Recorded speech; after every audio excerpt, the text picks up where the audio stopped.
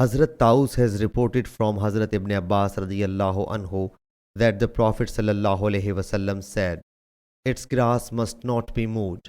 Hazrat Abbas radiyallahu anhu submitted except for idkhir, as it is used by our goldsmiths and in our houses. He sallallahu alaihi wasallam said, "Okay, except idkhir." Hazrat Hussain bin Ali radiyallahu anhu reports that Hazrat Ali radiyallahu anhu said, "I got a camel as a share from the booty, and the Prophet sallallahu alaihi wasallam granted me another camel as a share from the royal fifth. When I intended to marry the daughter of Allah's Apostle sallallahu alaihi wasallam, Hazrat Fatima radiyallahu anha, I arranged a goldsmith from Banu Qaynuqa to accompany me to bring idkhir so as to sell it to the goldsmiths and arrange to hold my wedding feast."